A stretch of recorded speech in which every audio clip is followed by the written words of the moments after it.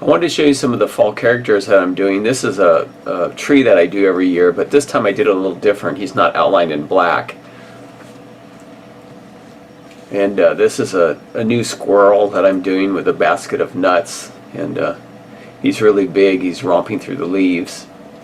There were a couple of boys inside here, and I used them as models for this. They were quite surprised when they see me draw them on the window. Again, here's some pumpkins I did without that black outline, more painterly. This is a guy chomping on a cheeseburger. Another tree, kind of a semi-realistic tree. And have a fantastic fall season. And there's those leaves that I showed you in the other tutorial. But here's these leaves on the bottom too. I want to do a tutorial on how I do those really quick with a roller. All those different colors are done with one large roller. And this is the whole thing put together, done.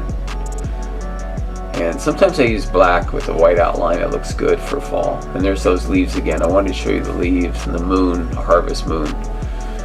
I use purple and oranges usually for the fall characters.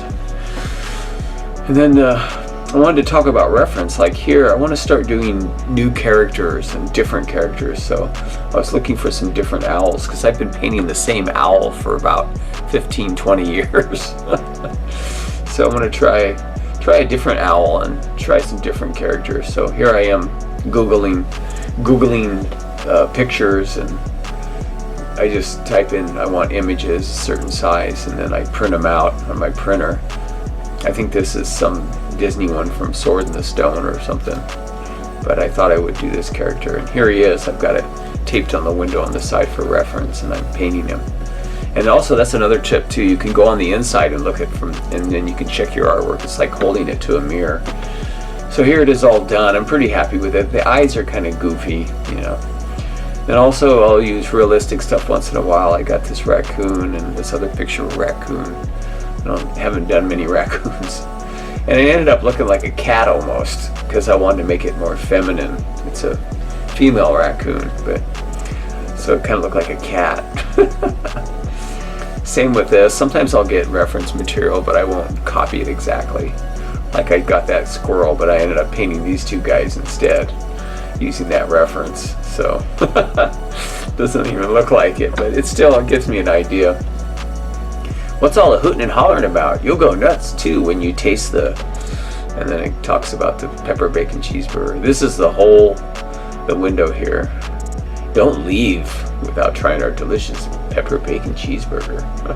And then a crow and some more of the pumpkins, and here's the raccoon character. And then see this, I don't like that tree as much with the outline. It's kind of trying to do both at the same time. Fun fall food and friends at Burgerville. But I like doing these kind where people read them and stuff. It makes it entertaining, and it draws their attention because they're eye-catching. And then they have to read it, and it kind of ties them in emotionally. And the owl, of course, is going after the pepper bacon cheeseburger. I should have wrote there, not actual size. Anyway, I just wanted to show you some fall characters that I'm working on and stuff. Give you some ideas.